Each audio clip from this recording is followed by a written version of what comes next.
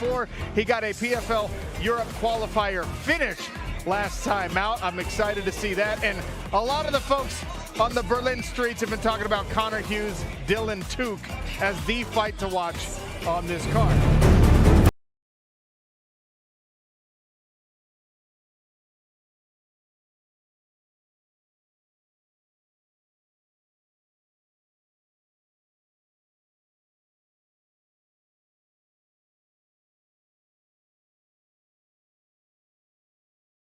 The following fight is a PFL Europe regular season contest in the lightweight division. Introducing first, fighting out of the blue corner. He is a kickboxing specialist and stands 5 feet 11 inches tall. He weighed in officially at 156 pounds and holds a perfect professional record of 8 victories and no defeats. Fighting out of Olsztyn, Poland, the auditor, Jakub Kaszuba!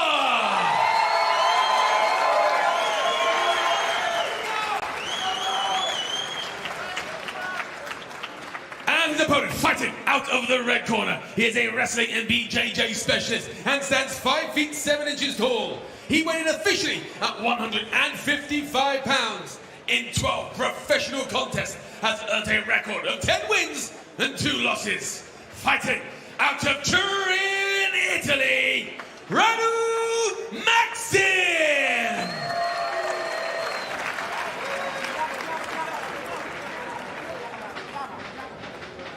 Your referee in charge, Rich Mitchell.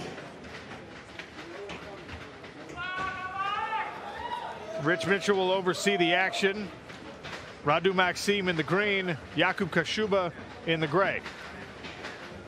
Both guys are ready to go. You ready? You ready? Let's go. Both very good wrestlers, but a very different striking style. Kaszuba a lot more technical. Maxime's got big power, but beautiful takedown right from the start for Kaszuba. Jakub Kaszuba, he flicked the left high kick out there and then he changed levels, but look at Maxime right back to his feet.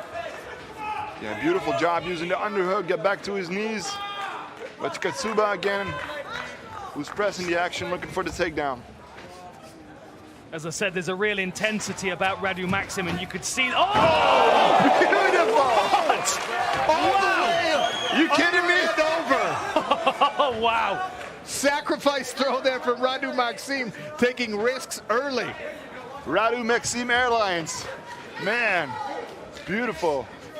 He's so dangerous with the body lock. Now he's on a single leg. You can see him drawing that leg in. Kaszuba's trying to sprawl out here. Steps over the back foot. Beautiful way to catch the leg. Maxime changes direction, draws Kaszuba back over his own left leg. See if he can get to the back. Good job from Kaszuba on the defense here.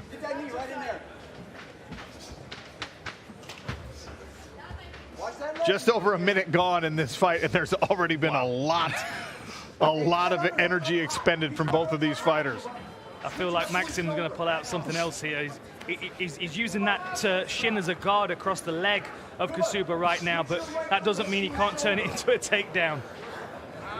And Kaszuba now knows that there's not a single second he can lose focus in the clinch. So Maxime's going to make the most of that. 𝗟𝗘𝗥𝗢𝗣𝗘 keeps letting his right arm and now his left come up over on that overhook position. A lot of times that's a surrender from people, but not from 𝗟𝗘𝗥𝗢𝗣𝗘. He's using that overhook to try and set up throws. This time Kaszuba though setting something up, but Kaszuba used it against him. Now he's in a very dominant position with Maxime against the fence.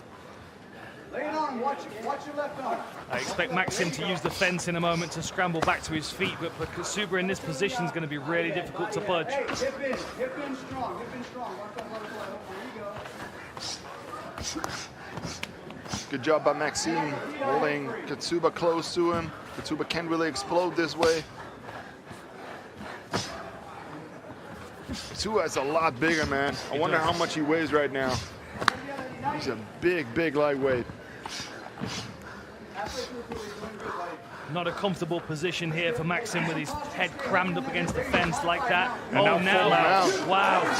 Jakub Kaszuba Stay away from the back of his head there, Jakub.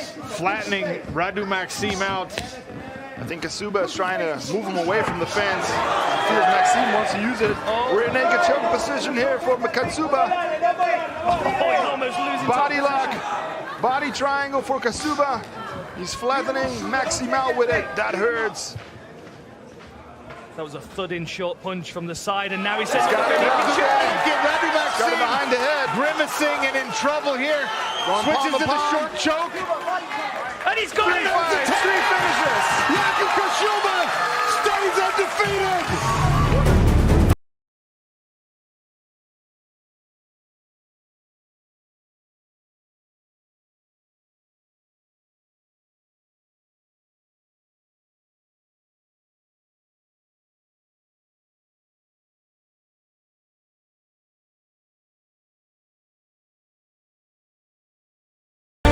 Your winner by submission to a rear naked choke and securing their place in the PFL Europe playoffs, Jakub Kaszuba!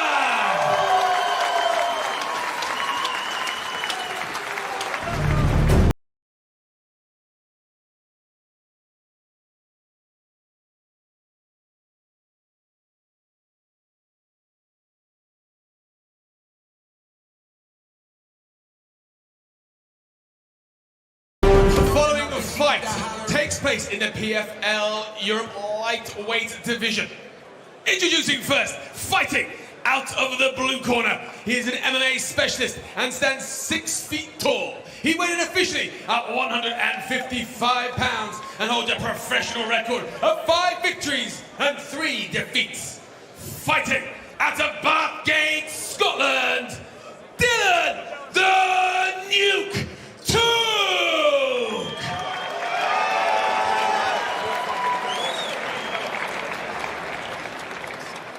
His opponent, fighting out of the red corner, he is a striking specialist and stands 5 feet 11 inches tall.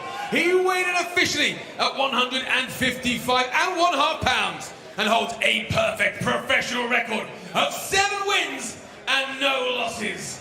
Fighting out of Liverpool, England,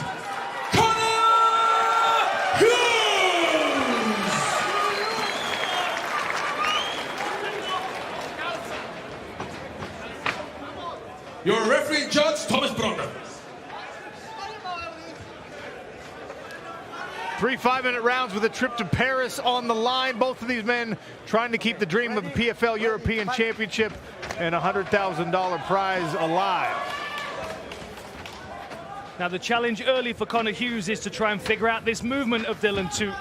It's easier to defeat him when he's pushing forward aggressively, but this is what we're talking about. He's been put together again by these coaches.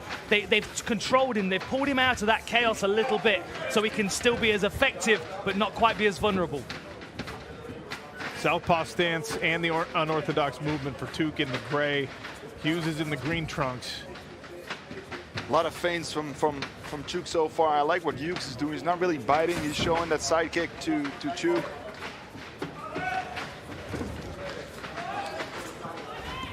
Kickboxing world champion Conor Hughes, very controlled at this range, very measured.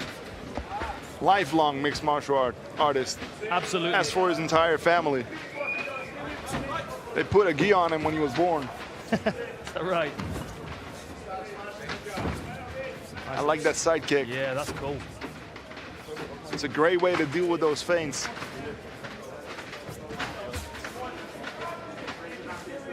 Hughes is waiting for the right moment to counter one of those feints. Trying to get a read. Dan, I thought it was really interesting the way in that last word, these guys talking back and forth and addressing the fact Conor Hughes is undefeated, Tuke has some losses.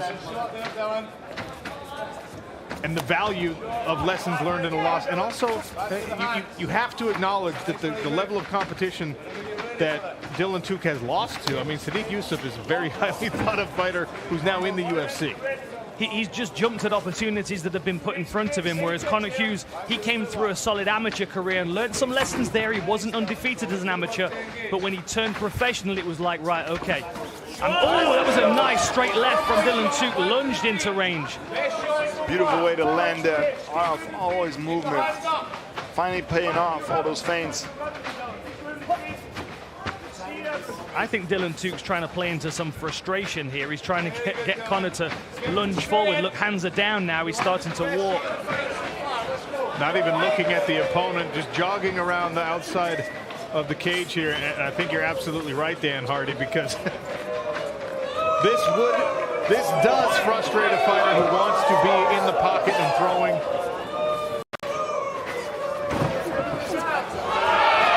Beautiful way to get out of the way, too. Can he keep this up for 3 rounds, though? Smile on the face of Conor Hughes there. Thing is, at some point, Hughes is going to overcommit, and that's going to make it much easier for Tuke to level change and take him down, because ultimately I feel like that's what Tuke wants to do in this fight. At some point, he's just not being rushed about it and allowing Conor Hughes to defend those takedowns easy. I am curious about that strategy as well, if that is indeed the game plan from the Scottish camp. Tuke with 3 submission victories in his career. Conor Hughes with 4 submission victories in his career, to go with a couple of knockouts as well. Staying calm for Conor Hughes right now is going to be very difficult.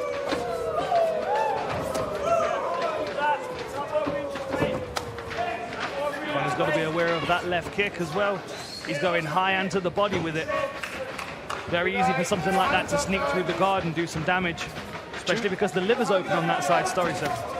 Tuke has showed it a couple times, but he hasn't thrown it full power, full speed, so you could surprise Hughes with it when he throws it faster. That's another one of those things, if he keeps throwing to the body, that's going to try and suck Conor Hughes into maybe catching that kick, reaching for it in a desperation attempt to create some action. Again, it feels all very calculated from Dylan Tuke. And there's the high kick attempt again.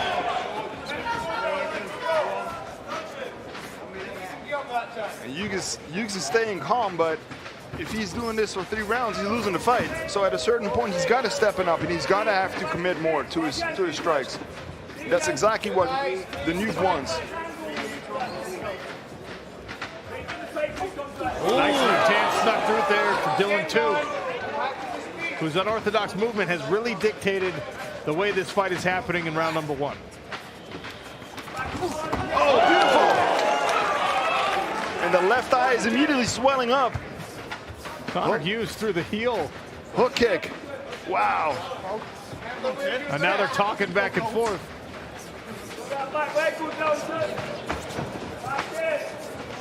Hughes having to reach deep into the old toolbox, pull out the hook kick. Oh, the blood pours from his nose. Yeah, it's from the first left hand that Tuke landed. That beautiful short left hand actions.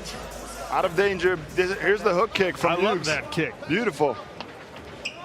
So what we know is Hughes needs to change something, because else he's going to lose the second round again. We know what Tuke is going to do. He's going to do the exact same thing. More aggression from Hughes already. Coming forward. That little sliding side kick's a really nice technique. Hughes is already standing more athletic, more bend in his knees to explode. Takedown attempt from Tuke. And you heard the cue from the corner. I think it was Stevie Ray in the corner that said, when you're ready, Dylan, when you're ready for this, a takedown attempt. Great timing on that. Leg battle going on here at the moment. Tuke trying to get a wrap on that left leg of Hughes.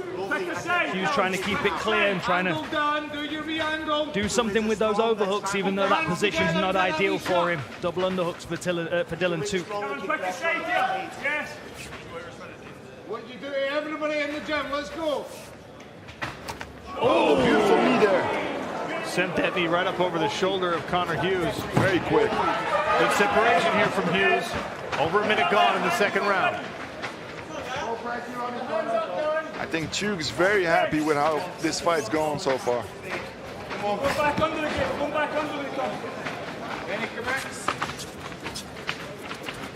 Then we're going to see Hughes taking some more risks now. You can see him starting to jog forward a little bit. And confirming what Dan Hardy thought about the strategy, you can hear the corner of Dylan Tuke trying to draw Conor to saying when he commits, they want him to go underneath for another takedown attempt. You know, and the laughing and smiling is all a part of this tactic as well. See, now Conor Hughes is not smiling back at him. He's not playful anymore. Now he's, oh, that was a beautiful left hand again. Beautiful takedown from Tuke. Used the body lock, used his right knee to stop the legs of Connor Hughes, and this is where we end up. He's got the back. Trying to go around that leg from Hughes again. If he can't take him down, he can burn the clock. Because so far, wow, 2 hooks in. Nice back take here. Interesting. And here's the body lock. Body triangle from Dylan Tuke. And he's going to work that nose from the back, which is already sensitive. And the body triangle's locked in on the top side as well, which makes it much easier to control and keep. And no room on that far side because of the fence for Connor Hughes to roll over and put the pressure on what for him is the correct side. And one thing I'm going to draw your attention to, we've got Stevie Ray in the corner, the Scottish Twister himself. We need to be aware of what's going on here because you know Dylan Tuke has picked up that technique from Stevie Ray. Even though he's working on this rear naked choke right now, we know he's got that Scottish Twister in his back pocket as well. And here it is. Look, Yep. that's when he takes that right leg and sends it to the, puts his instep on the far, behind the far knee of Connor Hughes. That's what that's setting up. He is allowing him to turn in. Very, very interesting. Stop there. Keep cracking this shot. This is that leg position I'm talking about. If Connor Hughes isn't careful and he tries to turn his body too aggressively toward Dylan Tuke to turn and face. good job from Hughes here. Nice work by Hughes. Great job from Tuke, though. Tuke just ran right around and got back on the back. It's the best version of Dylan Tuke I've ever seen, I've got to tell you. You know, his fights are always a lot of fun, but there's a level of crazy that sometimes makes him vulnerable, which we're not seeing right now. This is very, very measured by him. Yeah, a lot of people question him. You know, you look at his record, 5 wins, 3 losses, 3 knockout losses, but by far the best performance from Dylan Tuke so far in his career. And if anyone wants to see how tough Dylan Tuke is, watch his fight against Adam Ventry. He was dropped, he was hurt in that fight, and still came back to turn it around. He's looking for a wrist right here. Trying to get a hold of the arm that Hughes is posturing on, but 30 seconds left. Another good round for Dylan Tuke. he's very smooth on the ground. He's barely using any energy. And just smothering pressure here, always staying heavy, making Connor Hughes react to what he is doing in the wrestling, now with the striking. Final 10 seconds of round number 2. All Dylan Tuke in the second frame. 2 rounds in the pocket for Dylan Tuke. Jakub Kaszuba already did his work tonight. He's watching this fight to find out who his opponent will be in Paris.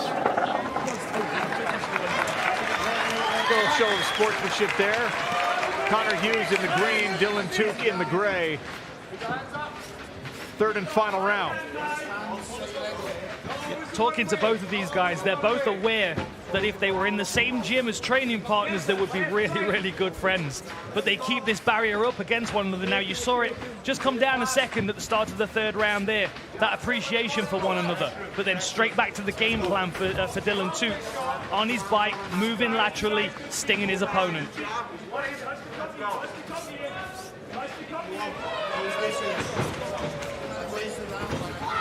Hughes trying to get into that right range and freeze the feet of Dylan Tuke, but Tuke refuses to stay still. I'd like to see Connor Hughes work the legs a little more at Dylan Tuke, try and take some of this footwork away from him. 1 or 2 calf kicks could change this fight a lot, but again, with third round now, he's got to work fast.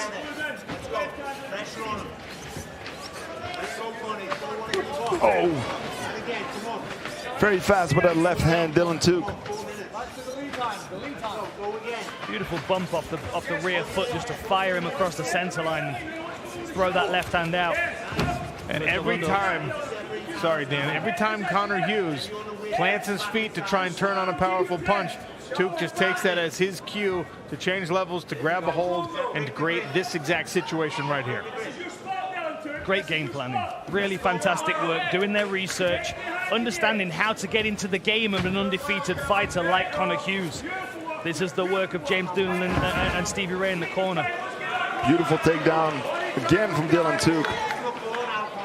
Love how he's attacking the legs when he's got a body lock.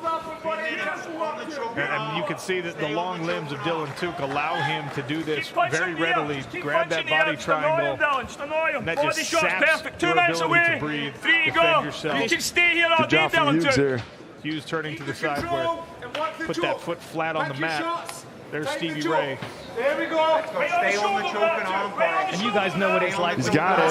It's very tight. That looks like it's across the face, but he's still going to squeeze for it. You can still get it. Slow exhale, exhale, exhale, and lucky. Perfect time to let go of that, Dylan. Beautiful work. I think I'd be tempted to work across the nose if I'd already done that kind of damage to my opponent. You can see him tapping at the nose, which is going to be really sensitive right now. Hughes got to be so frustrated, undefeated, and he just can't get a hold of Tuke on the feet. Well, it's a nightmare kind of fight when you're being smothered in these ground exchanges, and even when you do get back to the feet, an opponent is so elusive that you can't mount any meaningful offense. It's one thing to feel like your opponent is landing and doing damage to you, but if you can't do anything to them, it takes away everything. Dylan Tuke with an exclamation of his own.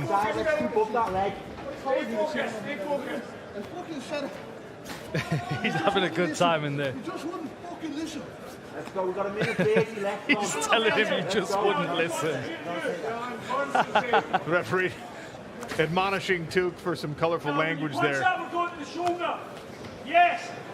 Stay on that Keeps arm. diving for that rear naked choke every time. Conor Hughes is tucking his chin, but then he's dealing with the pressure across his nose. Keep packing the shots, Dylan. Pack your shots, keep working that choke. Less than 90 seconds now to go. Let's go, Keep working. I wonder if we're going to see some desperation here from Hughes, which is going to try and force turn into the guard of Dylan Tuke and get caught in that Scottish twister again. I'm still watching for that right foot of Dylan Tuke to wander across the centre line and hook the far side knee.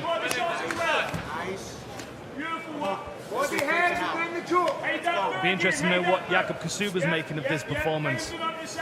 How he's going to get his hands on him. Keep the head tight. Keep the head tight. Good job from Tuke, staying active, giving the referee not even a chance to think about standing them up, burning the clock, being dangerous, still looking for submissions. Keep the control. 30 seconds. Completely shut down Conor Hughes. What a performance. Control of the upper body. Pack your shots. Clearly the best performance of Dylan Tuke's career. Yeah, and talk Clearly. about surprises. Big surprise for me that Tuke is taking out Conor Hughes the way he's doing here tonight. The previously undefeated Conor Hughes came into this fight in the minds of most as a favorite over Dylan Tuke. One final. After 3 rounds of action, we go to the judges' scorecards. All 3 judges scored the bout 29-28. Declaring your winner by unanimous decision and booking their place in the PFL Europe playoffs, Dylan Tuke! What round did they give him? All right, here inside the smart cage, Dylan Tuke. One-way traffic, pretty dominant performance. We saw the crazy movement in round number 1, and then in rounds 2 and 3, you took it to the ground. Was that always the game plan? Yeah, I have the best team in the world at high level and the best coach in the world. James Dillon, he just told me to, if I move and if I'm smart, I can beat anyone in the world. I'm honestly a world beater. Yeah, I'm so happy. Sorry, Dawson. We saw you get on his back, working for the rear naked choke, and then I saw maybe that right leg coming over as he was maybe going to twist That back. Scottish twister. Were you looking for that Scottish twister a la Stevie Ray? Stevie was trying to go over with me in the back, but I'm a bit stupid, so I was like, I'm just going to go for the choke. But yeah, no, that's his move, the Scottish twister, and I'm just blessed to have him over here. He took time away from his family after going back to back camps in the USA, and I want to emulate my big brother now and go over to the USA and scalp them Yanks. All right, let's bring in. We already know. Dylan Tuke advances to the PFL playoffs for Europe in Paris. Jakub Kaszuba did the same thing just moments ago. What was that, Jakub? I did it in 1 round. He did it in 1 round. You haven't done fucking dick. Look at you little kid. You run like your 2 front And you teeth. couldn't catch me, bitch. You couldn't catch me, you stiff bitch. I thought you were taller. I am taller than you. Look at your big beak. You'll see now what Paris, mate. I'll be can't drinking hot even- chocolate over your dead body. I can't even understand you. Good, you're an idiot. Look at you, little midget. God, Can you understand me? Yeah, because I can understand you, bitch. You understand that, do you? You're one of Peach guy, peach guy. You understand that, peach guy? Learn Polish. No, kurwa. Kurwa magic. Well, I I'll feel see you in Paris. You can't talk. Let's just do a stadium. This will be the matchup in Paris. Jakub Kaszuba, 𝗘𝗨𝗥𝗢𝗣𝗘 with a trip to the PFL Europe final on the line.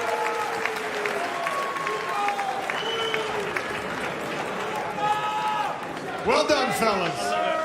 Little refresher on your lightweight bracket. We already have one matchup for Paris. 𝗘𝗨𝗥𝗢𝗣𝗑, Jakub Kaszuba. Already some bad blood brewing there, even though the match was made about 10 minutes ago.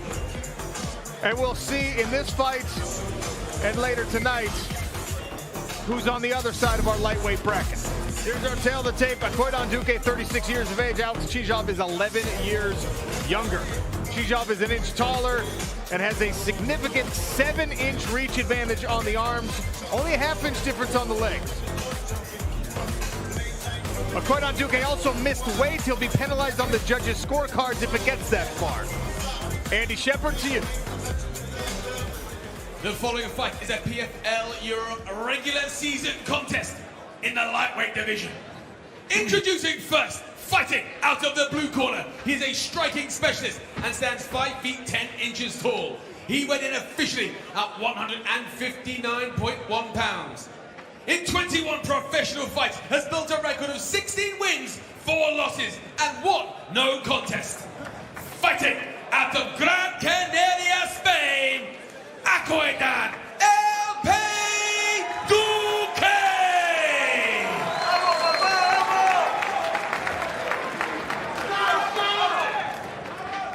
And his opponent fighting out of the red corner. He is a striking specialist and stands 5 feet 11 inches tall. He weighed in officially at 155.6 pounds and holds a record of 10 wins and a single loss. Fighting out of Riga, Latvia, Alex Pretty Boy 𝗟𝗏𝗏.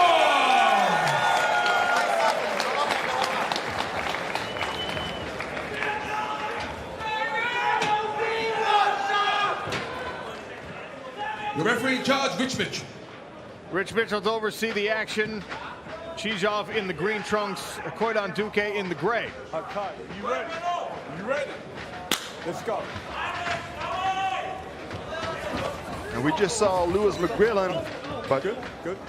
Alex 𝗟𝗏𝗏 also has a lethal left hand. Look out for that one. 𝗟𝗏𝗏's very good at using that left hand for a variety of targets as well. Oh, that was a good left hook. Tuke with the left hook and then the level change immediately after. And here he is. Oh, beautiful job by 𝗟𝗏𝗏. 𝗟𝗏𝗏 just rolls right through. But 𝗟𝗘𝗥𝗢𝗣𝗘 now switching to a double here. He's got his hands locked. There's a serious problem on the floor is Tuke. It's very top heavy. Tires his opponents out. Takes him into deep waters.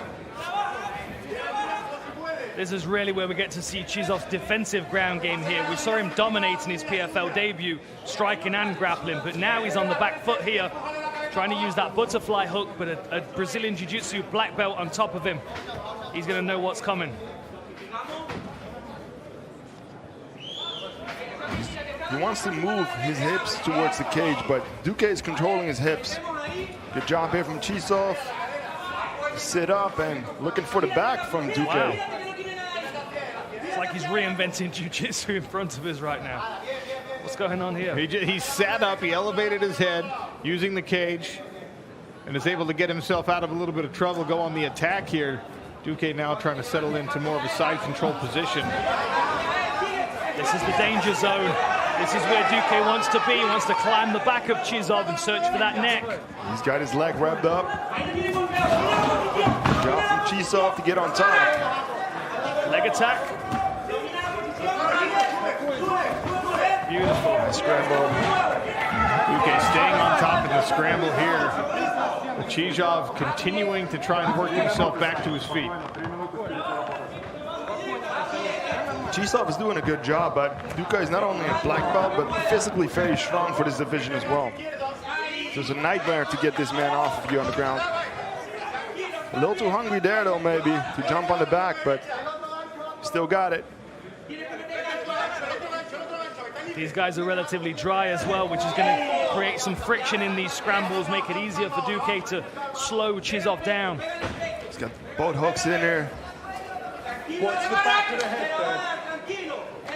It's going to be very difficult for Duke to finish with the rear naked near the fence, though, but he's working towards it. One arm under the neck here. Oh, Maybe it's locked tight. in. It's getting tighter and tighter. 𝗟𝗨𝗥𝗢𝗣𝗑 trying to address that top arm, see if he can turn himself back in.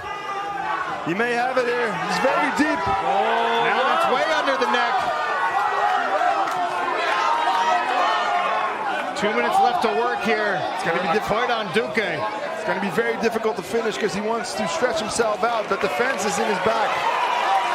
Switches the arm, yeah, goes through the left arm underneath the chin. Incredible defense from 𝗟𝗨𝗥𝗢𝗣𝗘 here so far. Great awareness, knowing where they're at in the cage, knowing that he can use that barrier. And as you mentioned, Sean, Tuke did miss weight, which means that he might start to fade quicker in this fight if it goes into the second round. 𝗟𝗨𝗥𝗢𝗣𝗑 might have that in the back of his mind in this position with 90 seconds left. You always got to be careful when you have a body triangle to not squeeze out your legs. I did that one time, and then I had 2 rounds left. Those were 2 very long rounds. Yeah, making your legs feel really heavy. Makes everything else more difficult if your legs are tired. There's that figure 4. Going back to the rear naked. Now he doesn't have the fence in his back. He's getting on top. This is tight again. Amazing. He's struggling to get it under the chin of 𝗟𝗨𝗥𝗢𝗣𝗑, though. Against a lot of opponents, he'd have submitted them 3 times already. And every one of these failed attempts is a taxing on the back, the shoulder, the arm muscles of 𝗟𝗨𝗥𝗢𝗣𝗑. If 𝗟𝗨𝗥 can survive to see round number 2, we start to ask questions about the level of fitness on a guy who did not make weight. And if you're 𝗟𝗨𝗥 preparing for Tuke, you must have done hours and hours of this, rounds of this in training camp, preparing for this rear naked choke attack, sub-defense the whole time. Definitely looks like that because his defense has been on point. Final few seconds of this first round. It's been all 𝗟𝗨𝗥𝗢𝗣𝗑 since he got on the back. But a second frame to come. But that's, I'm coming, right? I'm coming for that one. Barbecue and light heavyweights. Yeah, let's do it. Alex 𝗟𝗨𝗥 in the green trunks, 𝗟𝗨𝗥𝗢𝗣𝗑 in the gray. There's the left hand from 𝗟𝗨𝗥, so fast with that. I think we need to expect a knee from 𝗟𝗨𝗥. He's got that little bounce that allows him to power a knee on a level change. He's showing it there. Yep.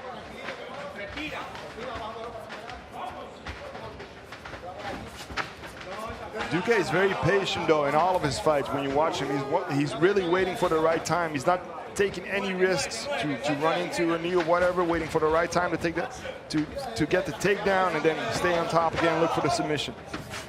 Nice right hand there, though. Look at the movement of 𝗟𝗨𝗥's lead hand. This is why he lands his jab so well. He also has a really good left hook to the body, which we saw in his PFL debut, which I expect him to start working to this fighter. But seems to have slowed down. Tuke looks a little bit more heavy on his feet this time around. See if 𝗟𝗨𝗥 can keep that snap in his punches and make the most of it. Right now, 𝗟𝗨𝗥 just content to throw one at a time, trying to hit these sniping shots. Big, nasty left kick to the left, I should say. Left leg of 𝗟𝗨𝗥. He goes high. It only takes a couple of calf kicks to destroy that leg, take away all the movement from your opponent. If we see Tuke throw that right hand to the body again, expect him to come back up with a left hook to the head. He's a very calculated striker. Now you're seeing Tuke reach and miss. That's exactly what 𝗘𝗨𝗥𝗢𝗣𝗘 wants, because his left-hand counter is beautiful. Tuke not respecting the threat of those knees from 𝗘𝗨𝗥𝗢𝗣𝗘 as you just saw him lower his head and kind of run forward. 𝗘𝗨𝗥𝗢𝗣𝗘 measured the distance and stayed out of range for the takedown attempt. There's a jab there. 𝗘𝗨𝗥's definitely growing in this fight. Using a lot of feints as well, rear uppercut, rear knee. Showing his opponent a lot of different looks, trying to confuse him. Ooh, nasty jab there. Good head movement there from Tuke on the second. That was a good jab, caught him moving in on that one. Great movement again from 𝗘𝗨𝗥. Beautiful right hand to the body again. It looks so easy. Right, I'm looking out for that left hook to the head. I think he's setting it up with that body shot. Gorgeous straight right to the body, and that definitely dug deep to the internal organs of 𝗘𝗨𝗥𝗢𝗣𝗘. Great sprawl, immediate with the left hand. 𝗘𝗨𝗥 now getting back to work, getting a little bit more busy. He wants to keep the pressure on. He doesn't want Tuke to recover. Lancing blow off the cuff. 𝗘𝗨𝗥 made the decision to just keep this going. You can see he's enjoying himself here, 𝗘𝗨𝗥. Playing. Oh, look at that jab, wow. Oh. He's throwing it by itself. I gotta believe that if he brought something right behind it, the second and third punch might land. Yeah, I have to agree with you. I think it's going to be the second or third punch that gets through to Tuke. He's certainly softened him up with that right hand to the body, but I think it's going to be the combination that gets the job done. But he's got to be careful that Tuke doesn't level change when he steps into commit, because he was tangled up for almost the whole round in the first.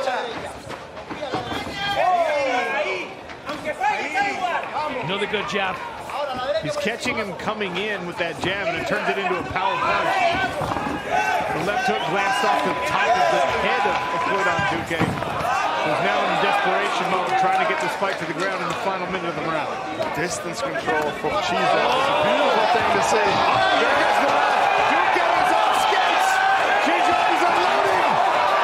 Alex 𝗘𝗨𝗥 measuring the distance here. 25 seconds to work it.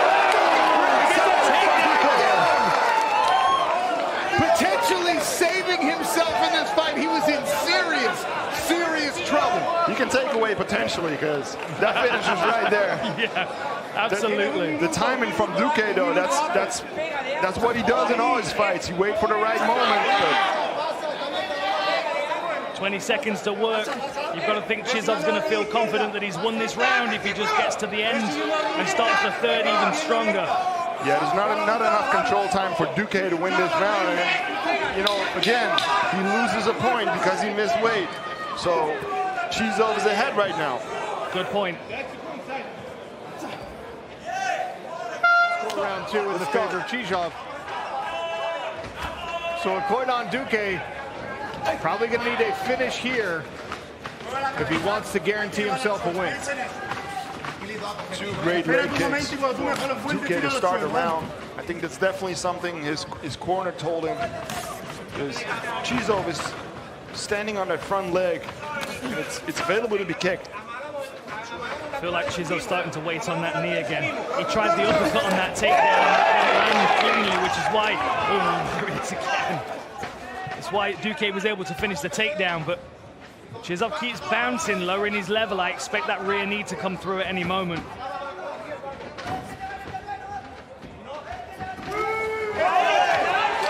Beautiful level change. 𝗘𝗨𝗥𝗢𝗣𝗘 with the wrestling here. Could he be on a guillotine here? 𝗘𝗨𝗥 was thinking about it, but then Tuke was already so far in the takedown, and now he's on his back again.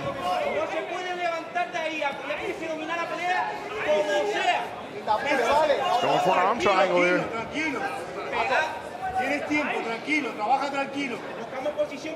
Corner team of Tuke telling him to calm down here and settle into this position.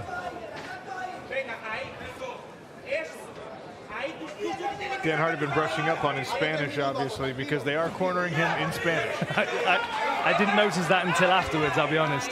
Then what happens when Tuke wins this round and they both win a round? So in this circumstance, if we assume that they get to the scorecards here and Tuke wins the first and last round, that would put him 1 point ahead on the scorecards, which means that the point deduction will bring this fight to a draw. And because Tuke missed weight, the tiebreaker means he can't qualify to move forward. So it's Čižov when it's a draw. Čižov when it's a draw. Very interesting. Good shoulder pressure here. This is a nightmare for Čižov to have Tuke on top of him like this.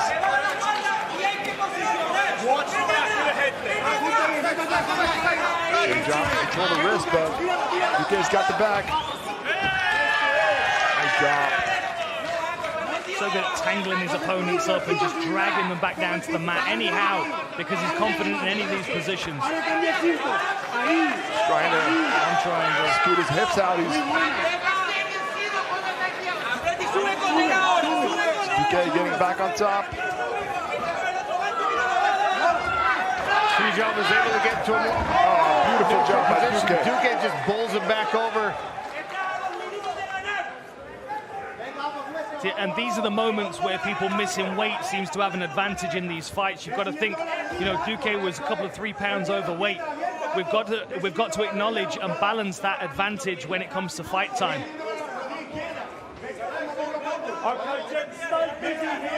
Referee calling for more action from the top position.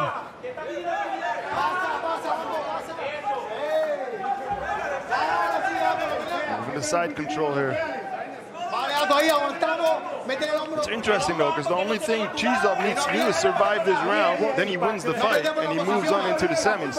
Correct. Although he's not going to want to finish, he's not going to want to win the fight in that circumstance. 100%, but I wonder if he's aware of that though right now. Yeah, he's not going to get 2 checks in that circumstance either. So Čižov with 90 seconds to try and make something happen. And look, Tuke's in control here. 10 submissions in his pro victories. He's absolutely a threat on Čižov's back. His fate is in his own hands if he can take it out of the judges' scorecard with a submission victory here. 1 minute to go. This is very frustrating for Čižov.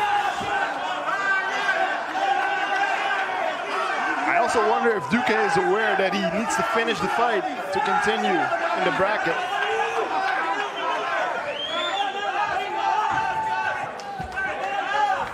All of the rules were beautiful takedown again. Yeah, it's beautiful. All of the rules were explained to these fighters, so Tuke may even feel pressure to get a finish here just to make sure he can progress to Paris. The other thing we have to consider that second round may well have been scored a 10-8, given the fact that it was very one-sided. If it hadn't been for the takedown, I'd probably agree with you. Now look at this armbar attempt here. Tuke works his way around, but is not able to fall back on it. He's so smooth on top, and every single time Čižov looks to be getting back to his feet, he put him right back on his back. Going for a north-south choke, maybe. Won't have enough time to make it happen, so this fight will go to the judges' scorecards. After 3 rounds of action, we go to the judges' scorecards. Earlier this week, Tuke missed weight and came into this contest with a 1-point deduction. Bearing that in mind, the judges scored this bout 28-28, declaring it a unanimous draw. But advancing to the PFL Europe playoffs, 𝗟𝗘𝗔𝗚𝗓! The situation that missing weight put on Tuke in, it meant he had to either finish the fight or not lose a round in the fight. He backed himself into a corner. He still performed incredibly well, but part of that performance when you show up on fight week is making weight. So, Alex Čižov advances in the PFL Europe.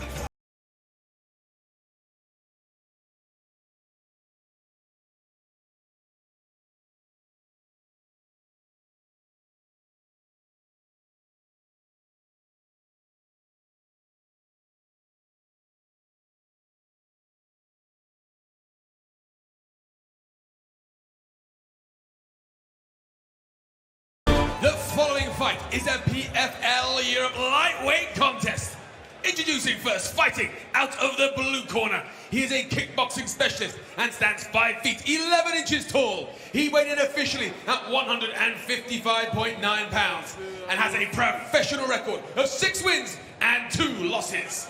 Fighting out of Marseille, France, 𝗟𝗘𝗥𝗢𝗣𝗘'𝗦.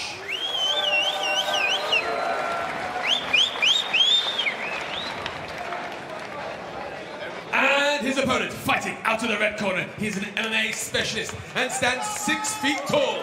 He weighed in officially at 155.7 pounds, and his record consists of 6 victories and a single defeat. Fighting out of Dubai by way of Cork Island, John the Ripper Mitchell. Your referee in charge, Thomas Bronner. Mitchell in the green trunks, 𝗘𝗨𝗥𝗢𝗣𝗘 in the gray trunks. Ireland versus France. Ready, fight. Winner moves on to Paris. Touch of the gloves. Both of them are great strikers, but Mitchell's got a great takedown and a very good ground game, so I wouldn't be surprised if he goes for the takedown right away. Almost on cue there from 𝗟𝗘𝗔𝗚𝗏. Mitchell now pressing for this takedown. He's happy to corner a little bit, you know. 𝗘𝗨𝗥𝗢𝗣𝗑 with the double underhooks here, now attacking the neck in that front headlock position. Mitchell spins out of it. Nice attack from the reach. There's a nice scramble there. That's exactly what I was talking about. John Mitchell now is at least he sold that takedown. He can start feinting that and mixing up his attacks, but 𝗟𝗏𝗥𝗢𝗣𝗑, you just can't count him out with those submissions, even though he preferred to strike.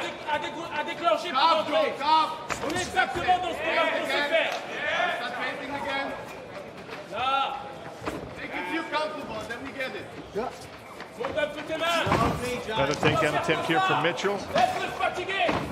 Same cow catcher from 𝗘𝗨𝗥𝗢𝗣𝗑. Yeah. I was on his back, though. Mitchell did a great job spinning, landing himself on top. Now steps over the legs. Gathers the legs, keeps them off the canvas, makes it very difficult for his opponent to scramble here, but 𝗟𝗏𝗥𝗢𝗣𝗑 is starting to get his guard back. Got to be aware of that triangle from the bottom. Mitchell's denying his right leg to get out, though.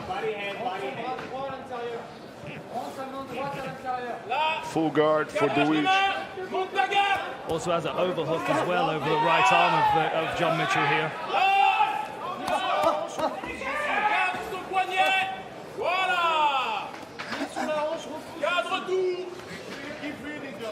𝗟𝗏𝗥𝗢𝗣𝗑 is keeping his legs closed, his guard closed. So if you do that and you're in this position, you're keeping yourself on your back. You're not trying to get back to your feet, and that's what he needs to be looking for, unless he wants to be on his back for the rest of the round. But with John Mitchell in your guard, I don't think that's what you want to do, because the Ripper has got some nasty ground and pound. You see John Mitchell keep trying to square his opponent's shoulders up to the fence, making it uncomfortable, putting his head against the fence. There you go, you can see him circling back. So he's the soles of his feet are to the center of the smart cage. That makes it a lot more difficult for his opponent to hip out and start to attack from his back. And also makes it very uncomfortable with his neck up against the fence, as we can see here. It's a good choice from Mitchell, because when your opponent keeps his guard closed and he's not trying to get back up, you put him against the back with his back against the fence, and you can attack, you can throw punches, because there's no threat of him getting up. 2 minutes left in round number 1. Don't grab the cage. Don't grab the cage. Push the thing. John Mitchell content to work inside the guard of 𝗟𝗏𝗥𝗢𝗣𝗑. You see the referee a couple of times has warned 𝗟𝗏𝗥𝗢𝗣𝗑 for getting his toes in the fence and starting to try and circle himself off. That shows you his frustration at being trapped up against the fence as he is. That was a nice short hook from the bottom. And a good right hand from the top in response.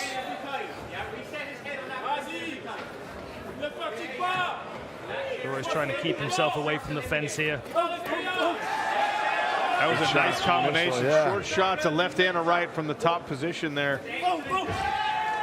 I think that's exactly what Mitchell needs to be doing, because 𝗘𝗨𝗥𝗢𝗣 is pulling him towards him, but he's able to create space for a little bit and let his hands go. Mitchell can get his hips forward like that and his head up. There's some horsepower on those strikes from the top. And it seems to be the third punch that gets through. He goes right, left, right, and the third one is, we've got to watch out for those hips kicking out. He seems to be opening up the guard with the first two shots to power the third one down the center line.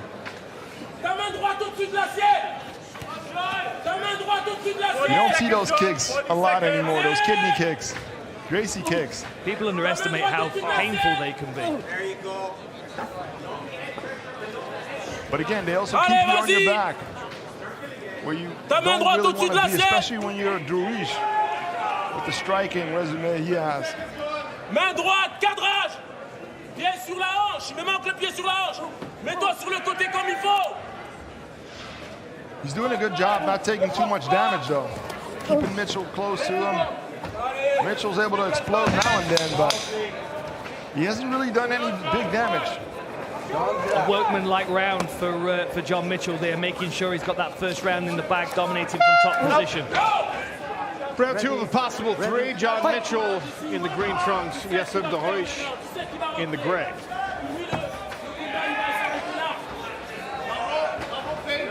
I'd be tempted left hook there for Mitchell. Yeah, that was fast. I'd be tempted to start feinting takedowns now if I was John Mitchell. Even though he didn't do a huge amount of damage in the first round, he established the fact that the level change is there, and he might be able to get 𝗘𝗨𝗥𝗢𝗣 ducking onto something. Lovely footwork there from the Frenchman. Both men trying to work behind the jab here in the early part of round number two. On a single leg here for John Mitchell. Cow catcher again for 𝗘𝗨𝗥𝗢𝗣𝗑. Mitchell's got his hands closed, though. Trying to close his hands around both legs, but back to the single. I wonder if he's going to do the roll through again. That was pretty slick. Almost had it. 𝗘𝗨𝗥𝗢𝗣𝗑 able to defend, though. Good defense from 𝗘𝗨𝗥𝗢𝗣𝗑 like this, but this is the danger when you use the cow catcher. When your opponent goes to a double and closes his hand, he's going to put you right on your back. He's got a submission here, though. Got the head of Mitchell stuck in his armpit, but Mitchell's able to extract it. See, now there's pressure on 𝗘𝗨𝗥𝗢𝗣𝗑 because he can accept the first round on his back and he can accept the fact that he's down a round, but if he goes down 2 rounds, he has to get a finish in the third. Like, that means he's going to probably open his guard more this round, try and take some more chances to scramble, and ultimately I feel like John Mitchell wants him to try and scramble so he can take his back. This is all a softening up process, keeping him square against the fence, trying to get him to open his guard with these power shots. It's one of the first lessons I always teach my students. When someone's in your guard and he's throwing strikes, don't keep your legs closed, because you're keeping him right there where he wants to be. He can rain down on you, but 𝗘𝗨𝗥𝗢𝗣𝗑 seems to be happy in closed guard, trying to keep Mitchell to him as much as possible.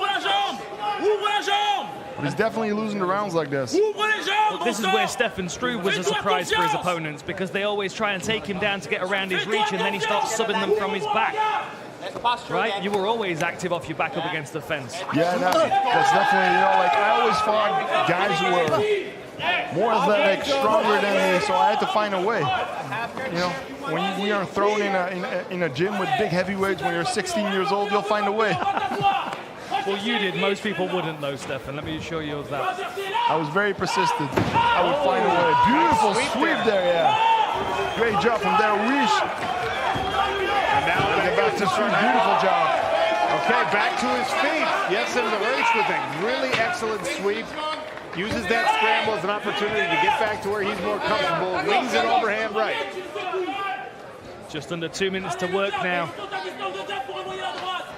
That was a good move, but you can see 𝗘𝗨𝗥𝗢𝗣𝗑 still not really opening up too much, expecting the level change.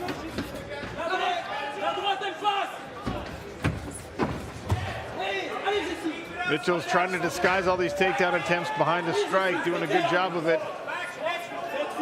Once again, And 𝗘𝗨𝗥𝗢𝗣𝗘 doesn't really have a different answer for the single leg attempts from Mitchell and ends up on his back again. This is kind of what Stevie Ray used to submit Anthony Pettis, but he's not able to get the angle.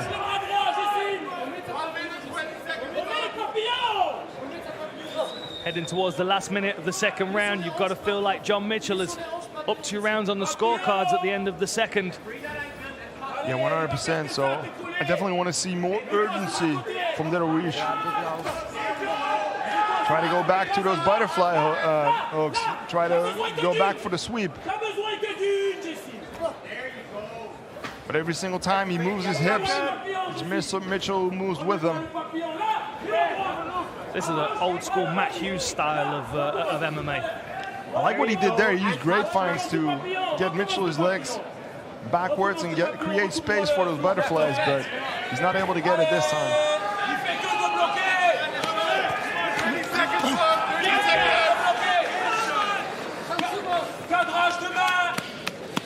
See that frustration from 𝗘𝗨𝗥𝗢𝗣𝗑. Trying to box the ears of John Mitchell. Mitchell sends a couple of right hands down the middle to correct that behavior. I wonder if there's any additional pressure here. I wonder if there's any additional pressure here for 𝗘𝗨𝗥𝗢𝗣𝗑 because the next round is in Paris. Like, would he like to be the Frenchman on the card representing? He can continue to use that jab, but I want to see him move forwards instead of backwards like he did in the first 2 rounds. Sean O'Connell, Stefan Struve, Dan Hardy beside the PFL Smart Cage here in Berlin, Germany. John Mitchell, 𝗟𝗚𝗏𝗡𝗏 inside. Mitchell is in the green trunks and more than likely up 2 rounds to 0 on the scorecards right now. There's a very close lead uppercut from 𝗘𝗨𝗥𝗢𝗣𝗑. You can see feints from John Mitchell, but 𝗘𝗨𝗥𝗢𝗑 is waiting for him, and he beautiful setup there, fired the right hand and set the uppercut up. There's the level change out in the center this time. Beautiful sprawl from 𝗘𝗨𝗥𝗢𝗑. Great defense from 𝗘𝗨𝗥𝗢𝗑.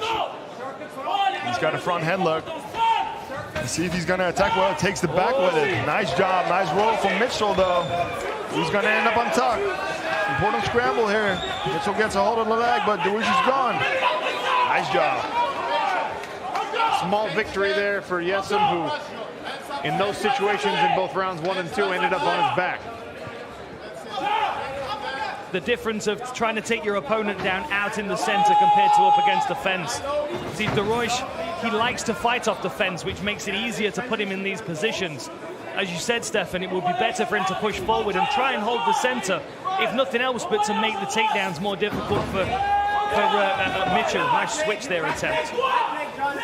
Great reaction from Mitchell, though. He's got a guillotine, but he doesn't have the right angle, it seems, to finish it. He might squeeze on a submission that's not available here.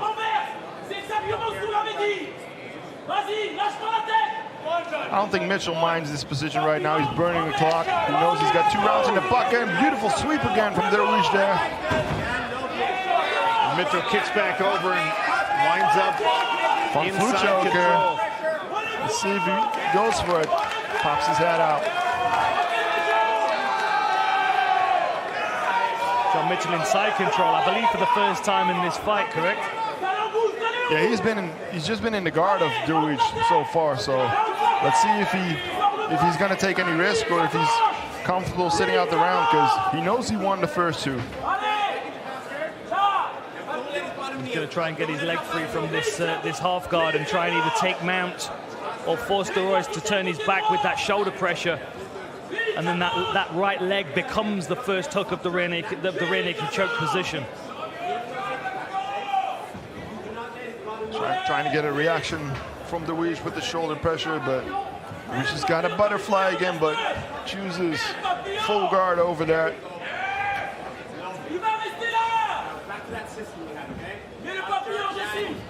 Be interested to know what 𝗟𝗏𝗥𝗡𝗏 makes of this performance. If he feels like he gets stuck in these positions like he was for parts of the fight against Tuke.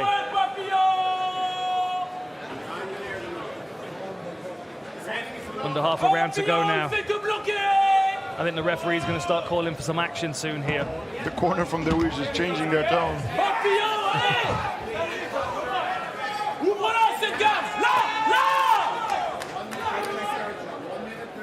pretty sure that means stand up, but no success for 𝗘𝗨𝗥𝗢𝗣𝗘 here.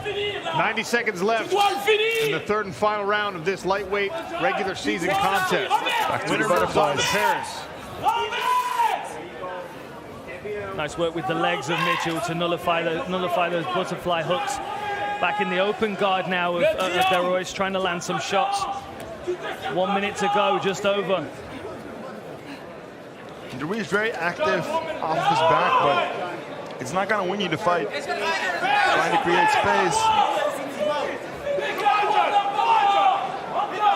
Mitchell's not giving him any space, though.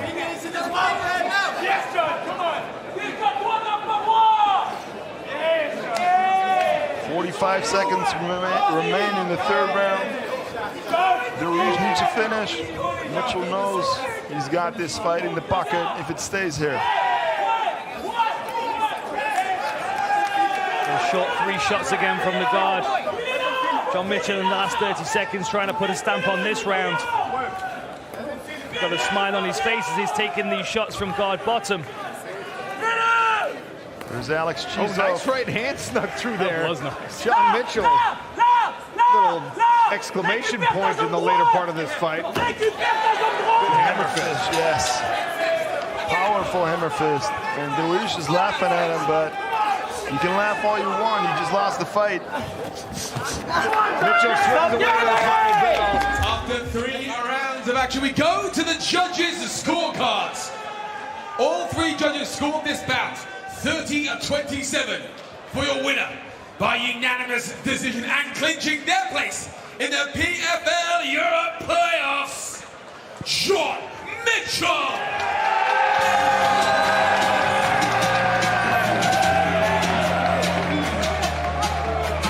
No surprise there on the judges' scorecards. No, I don't think so. You know, 𝗘𝗨𝗥𝗢𝗣𝗑 was clapping already before the fight was the result was announced, and I do think that John Mitchell.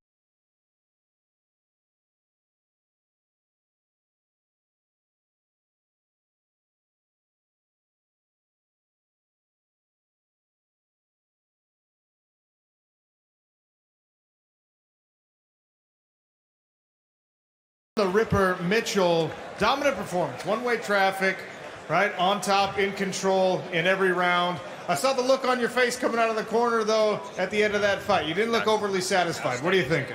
No, not that I'm not overly satisfied. I saw that happening in my head and I just went down and did it, so I'm not surprised. Kasum's a great competitor. I think there was a lot of ways to win that fight, but I just went the best route about now so that I fight in September in Paris. You do advance in Paris in September, and you'll be taking on 𝗟𝗥𝗢𝗍𝗏. Did you have an opportunity to watch his fight backstage? No, but I've watched him before. He's good. It's going to be a good knock. It's going to look different to this fight, so I can't wait. Let's go. I want to go to Paris too, so class. I also want to go to Paris, and you know what? Because we have 𝗍𝗏 here, cage side, we're going to do the face-off right now. Let you two get acquainted here.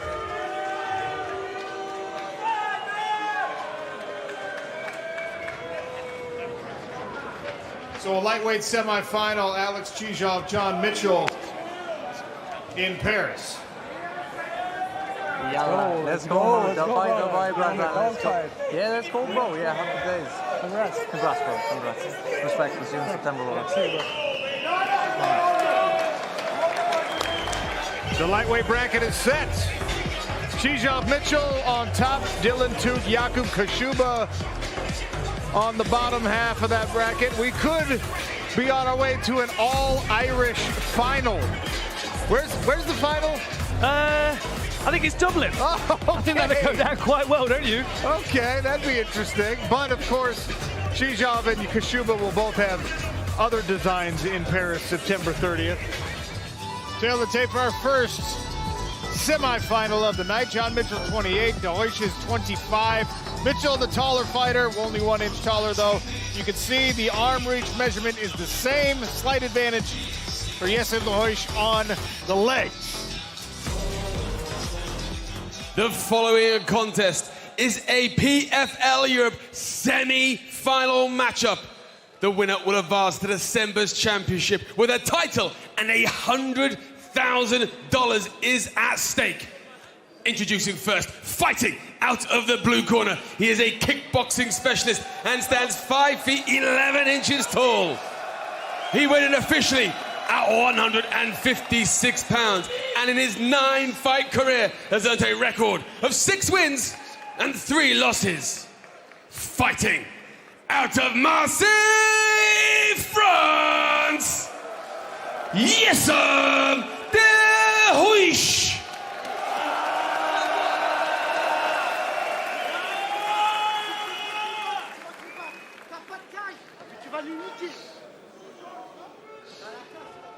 And his opponent fighting out of the red corner. He is an MMA specialist and stands 6 feet tall. He weighed in officially at 155.6 pounds and holds a record of 7 victories and 1 defeat. Fighting out of Dubai by way of Cork Island, John the Ripper Mitchell. Your referee judge, 𝗟𝗨𝗥𝗢𝗣𝗘.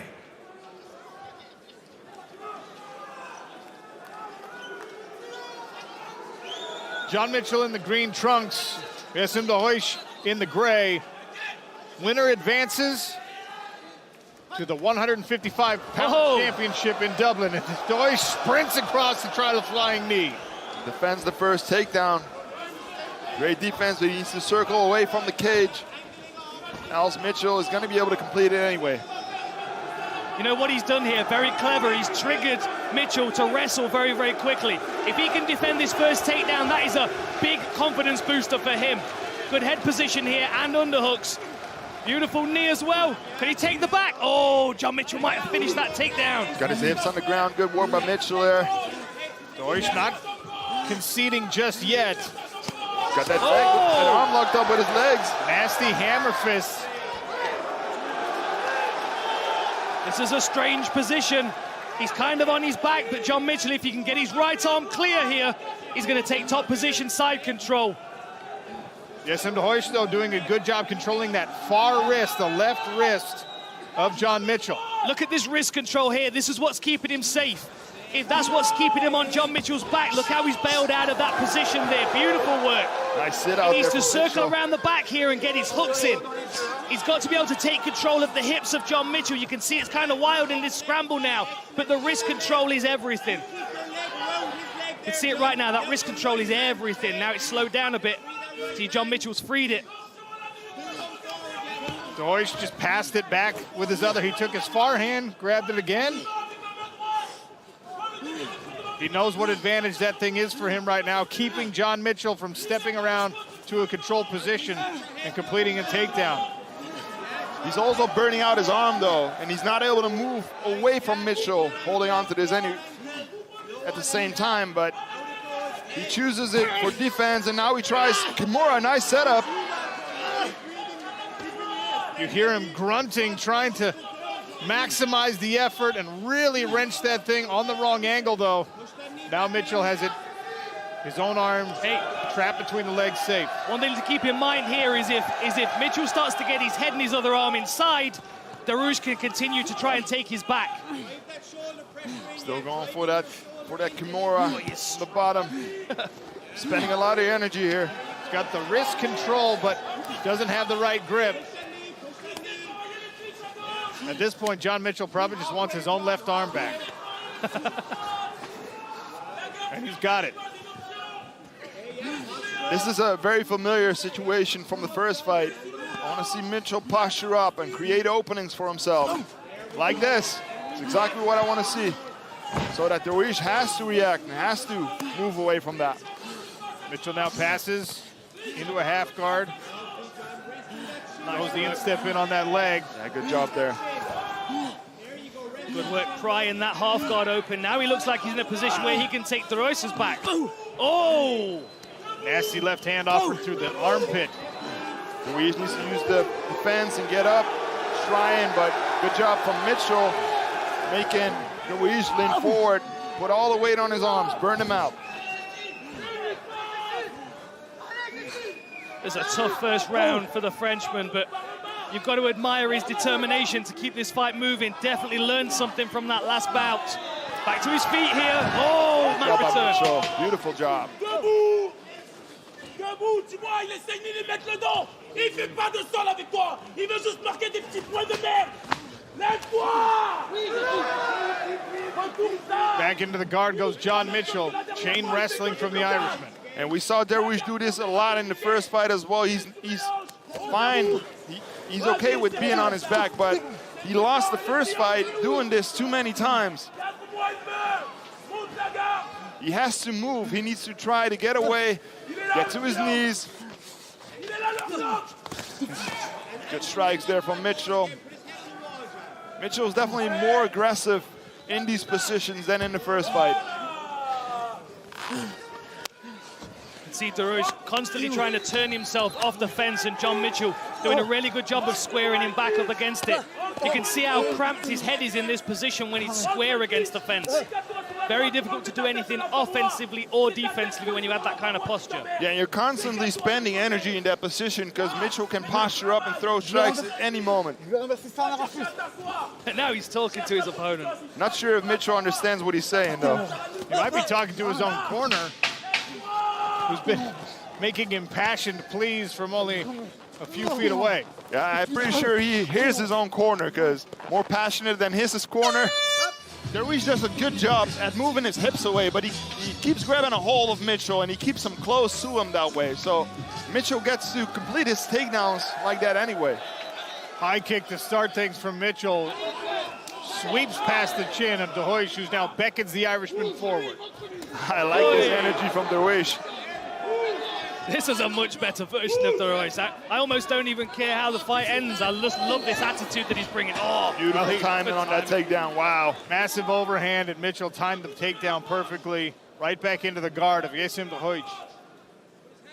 Let's see if 𝗟𝗏𝗥𝗢𝗣𝗢𝗏 is going to open his legs and try to move out of this position instead of just keeping Mitchell in his guard. Nice pass there.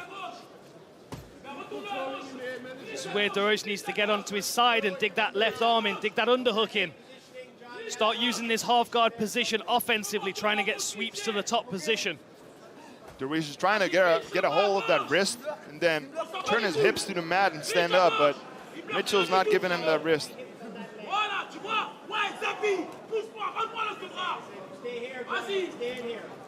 And 𝗟𝗏𝗥𝗢𝗣, you see his bottom leg, he's keeping a hold of Mitchell, and that's why he's keeping himself on his back when he's doing that. You need to train that a lot. You need to be okay with opening your legs, giving away that position, and then turn your hips to the mat and get up.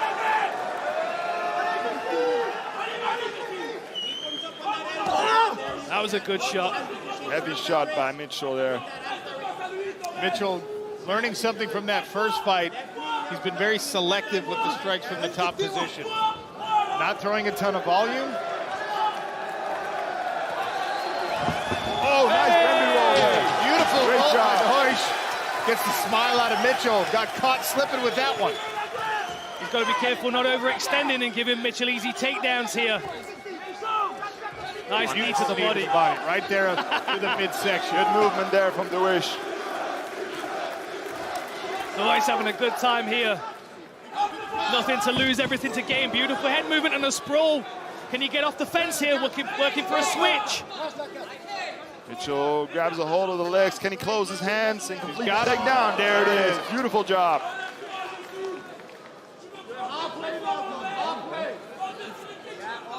This is a much better version of 𝗟𝗏𝗥𝗢𝗣𝗢, though. It is. I really like what I'm seeing when they're standing up.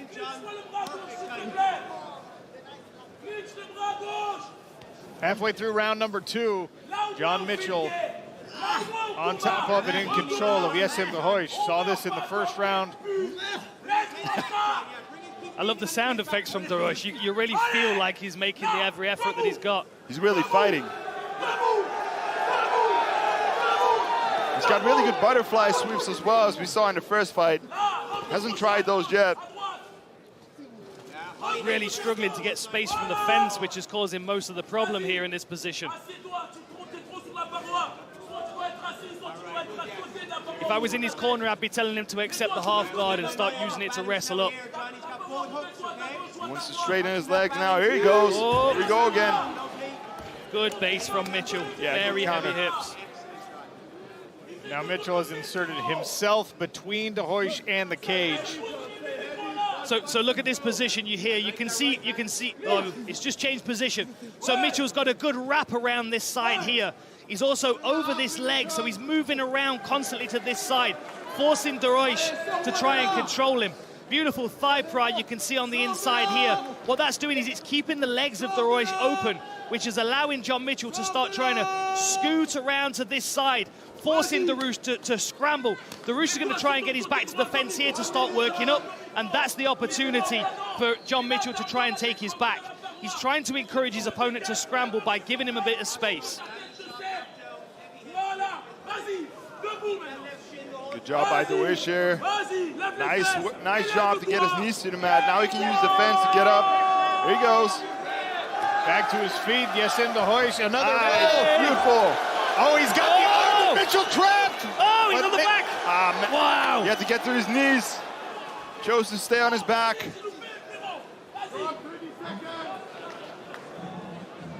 Well, 𝗘𝗨𝗥𝗢𝗣𝗣 very clearly willing to take some big risks in this fight to try and make things happen. I'm happy to see that. It's exactly what I wanted to see from him. Mitchell's definitely the better wrestler, but 𝗘𝗨𝗥𝗢𝗣𝗣 is trying everything he can. And that was missing in the first fight, in my opinion. He didn't put enough energy in that fight.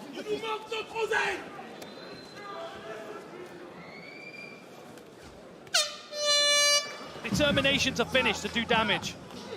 Mitchell in the green, 𝗘𝗨𝗥𝗢𝗣𝗑 in the gray. Right back to it here in round number 3.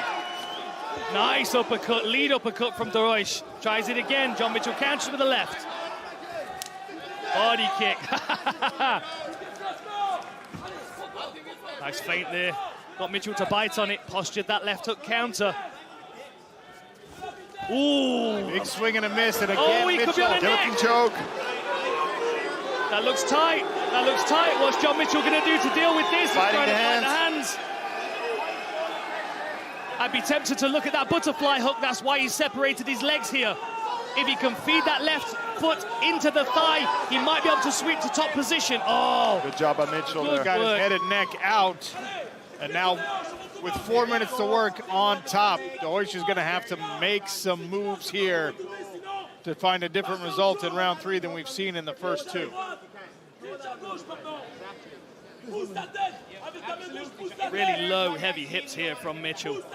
Trying to smash through this half guard position. You can see 𝗘𝗨𝗥𝗢𝗣𝗑 trying to bring that other leg inside, trying to bring that right knee inside. He needs to get this underhook. There he goes, he's dug the underhook. Now he's going to try and create a scramble. 𝗘𝗨𝗥𝗢𝗣𝗑 is looking for the wrist again. See, this hand here, this underhook, this left arm needs to come out in this position here so he can start to wrap it around the back of Mitchell, and then he can start to wrestle up. In this position, he's always going to be flat on his back. You can see these legs here. He needs to get this leg here underneath and start to elevate his opponent. Try and bridge him over to the other side and create some scrambles. There he goes. Good job by 𝗘𝗨𝗥𝗢𝗣𝗑. Now he's going to get to his knees. Are we going to see a tumble? Nice job by Mitchell to counter that. Get him back on his back. This could be the first time that Mitchell's passed the side control. 𝗘𝗨𝗥𝗢𝗣𝗑 is going to move and scramble now and give his back, but he might get back to his feet in the process. Interesting choice there by 𝗘𝗨𝗥𝗢𝗣𝗑. He tried to throw his arm back over the neck and maybe grab a choke and put himself right back on his back. Some fatigue and frustration setting in now for 𝗘𝗨𝗥𝗢𝗣𝗑. Round 3 is halfway gone here. Winner advances to a $100,000 championship fight in Dublin, Ireland on December 8th. Good job by 𝗘𝗨𝗥𝗢𝗣𝗑 to get to his knees. Now he can look for that roll again. Here we go. Oh, oh. Nice pad return by Mitchell. Hammer fist from 𝗘𝗨𝗥𝗢𝗣𝗑. Love those paintbrush strikes. Hit whatever you can. Mr. Miyagi taught us that. I think I missed that one. Yeah, what? Karate Kid, come on.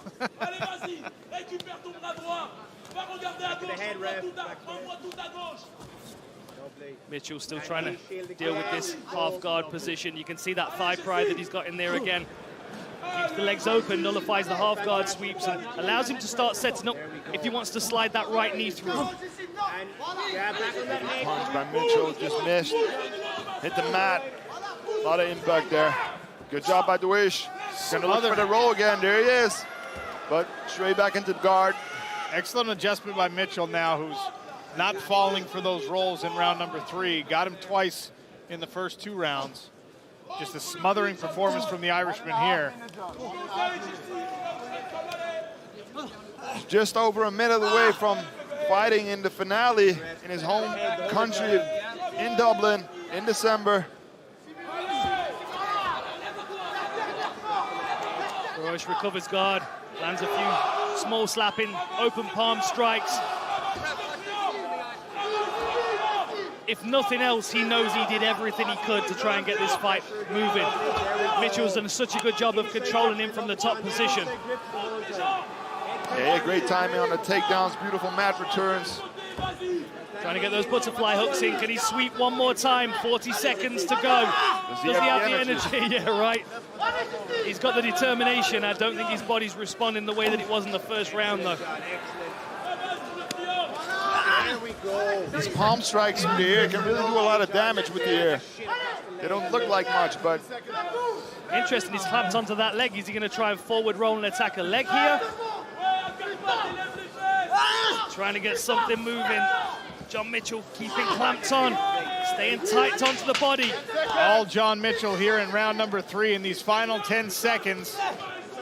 He moves to a nice left hand. Exclamation point on a strong performance. Ladies and gentlemen, after 3 rounds of action, we go to the judges' scorecards. All 3 judges scored this bout 30-27 for your winner via unanimous decision and clinching their place in the PFL Europe Championship, John Mitchell.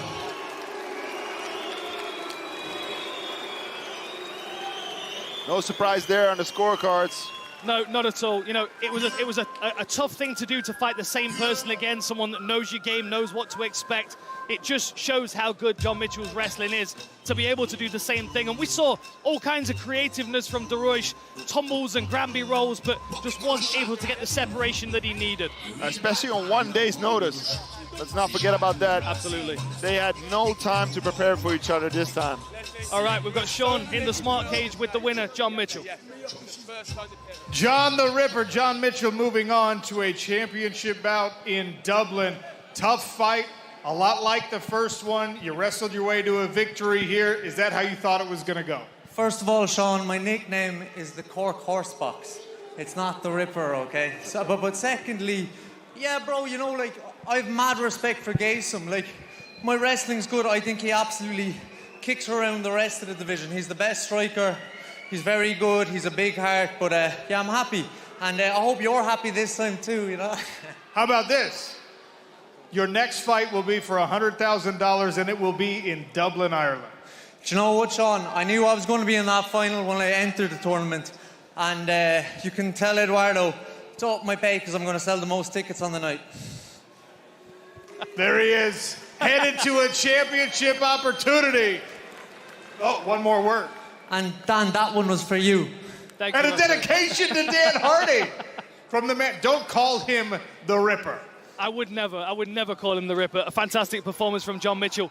Clinches his position in Dublin, moving through to that final, hopefully to get a belt around his waist. Very interesting matchup coming up with Tuke Kaszuba. Nice work, just getting to the side of that flying knee there. He had to work really hard for this first takedown. And 𝗘𝗏𝗥𝗢𝗏 in his first round, full of energy, staying clamped onto that wrist, trying to take the back, trying to tangle his opponents up. But eventually John Mitchell just kind of wore him down, was able to get to top position, kept grounding his opponent, landed enough shots, took him down enough times to get ahead on the scorecards. Yeah, Mitchell had some beautiful mat returns, but these rolls by 𝗘𝗏𝗏𝗏𝗏 were very well timed. Beautiful job to get back to his feet a couple times like that. He went for the guillotine in the 3rd round, but great job to fight the hands by John Mitchell. And this was pretty much the story of the fight. Mat returns by John Mitchell and excellent control. For now, John Mitchell advances. So one half of the lightweight Championship will be a local. Potentially later tonight, Dylan Tuke could fill in the other for an all-Irish final. Jakub Kaszuba is the favorite in that fight, though.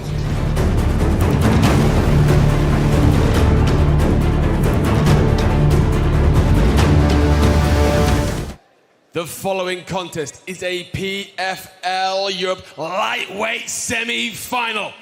Introducing first, fighting out of the blue corner, he is a kickboxing specialist and stands 5 feet 11 inches tall. He weighed in officially at 155.2 pounds and holds a perfect pro record of 9 wins and no losses. Fighting out of Olsztyn, Poland, the auditor, Jakub Kaszuba.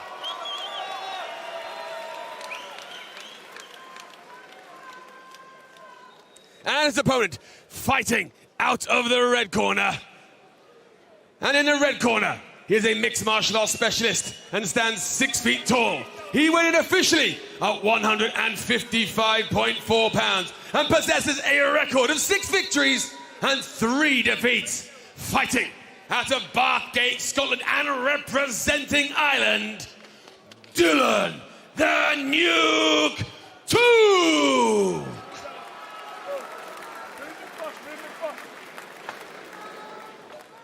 Your referee in charge, Mark Goddard.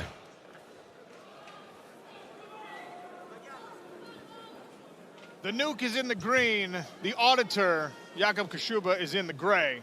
Mark Goddard dressed in all black to oversee the action. Dan Hardy, will we see Dylan go nuclear? Oh, you're doing it to me on purpose now. You know my pet hate, Sean. Nuclear. Look at this movement, this footwork. It's very nice. He's elusive. Of course, Kaszuba's going to try and close him down, but Tuke's not going to stay there and clinch up with him and deal with that strength. He's got some Muhammad Ali crossed by Bruce Lee movements here. That was a hard kick to the shin. You see Tuke give different looks. He'll switch stances. He'll dance out of range.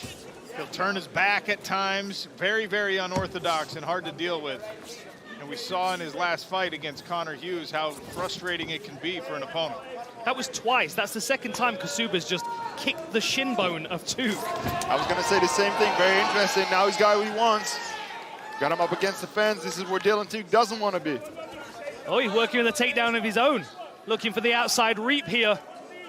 Nice knee to the midsection there. Maybe Dylan Tuke's confident that he can compare with strength here. I did notice he'd gained a little bit more weight for this fight as well. I think he wanted to be a bit heavier coming into this one. Well, Tuke's been training and learning from Stevie Ray, who is a finalist in the PFL Global season. And we've seen this kind of work from Stevie multiple times in his career. So against a fellow grappler, right? That's the right kind of guy to have in your camp. And you've got to think, you know, Stevie Ray's probably 180 right now, so he's going to be a big, strong fighter to be, moving Tuke around. It's going to feel very similar to someone like Kaszuba. It's going to give a lot of confidence to Tuke to survive that clinch situation for the first time and feel the power of Kaszuba up close. I can tell Dan Hardy doesn't follow Stevie Ray on Instagram. He hasn't seen 180 in a while. He's about 200 pounds right now. Doesn't look bad. I was trying to be nice. He's another massive lightweight. Great jab and leg kick there by Tuke. Such huge frames on both of these guys, and you can see how well Tuke moves. And a wealth of knowledge as well in the corner with James Doolan.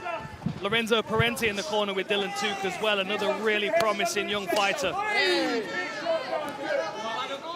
And again, good defense by Tuke. Kaszuba looking for the takedowns, but hasn't even come close yet. I like the fact that Tuke isn't shying away from these moments, though. Stayed in the clinch for a little while. Make the man work, fill his muscles up with lactate, slow him down, make them burn. This is a good performance from Tuke so far. He's not rushing, he's staying patient, but he's not on the back foot like he was against Hughes trying to snipe. He's staying quite, that was a beautiful split cross. And Kaszuba is still trying to figure out the timing here. You can see him keeping that high and tight guard. It's almost impossible to figure out the timing from Tuke, though. Right. So unorthodox. Oh, look at that movement. Excellent movement to stay away from that shot attempt, and that was a lightning fast double leg attempt there from Kaszuba. Tuke has grown so much over the last couple of years. He really has. You know, he credits it all to his move to Scotland to work with the higher level guys. They've settled him down. They've given him direction with his game. That's what we saw against Hughes. That's what we're seeing here against Kaszuba. Look, he's looking for that outside reap. He just glanced down there to see if he can get it, and he might get it this time. Look how strong Kaszuba is, though. Got him off balance, but not all the way down. But Dylan Tuke now chest to chest and pressing Jakub Kaszuba into the smart cage barrier. Hobble in on the right side. You need to get a turn. Very impressed with Tuke that he's being dominant in these situations. Really thought he would struggle against Kaszuba, but making a real statement here in the first round. That head position, he might look to separate here.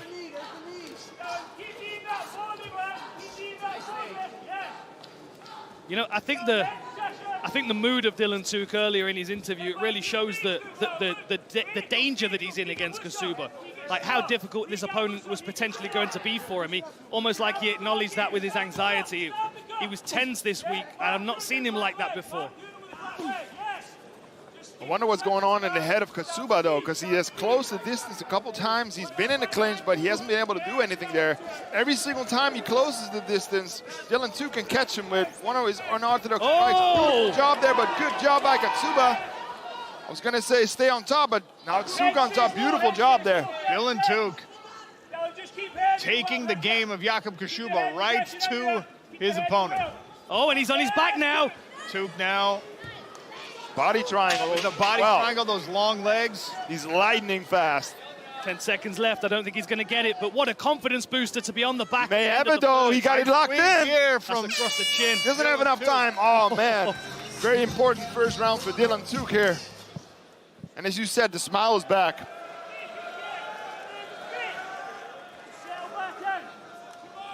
Lovely movement here. Every time he shifts his head from one side to the next, you just never know whether he's going to dart in with one of those crosses that he kept tagging Hughes with. He's got some of that Dominic Cruz footwork as he tries to retreat. Really fascinating stuff from Dylan Tuke, and Kaszuba, obviously the more orthodox fighter here. Oh, good leg kick. There's the power from Kaszuba. Chasing him down. Underhooks for Tuke, though. Not sure who got the worst of that initial clash. Looked like Tuke was able to sneak in that left.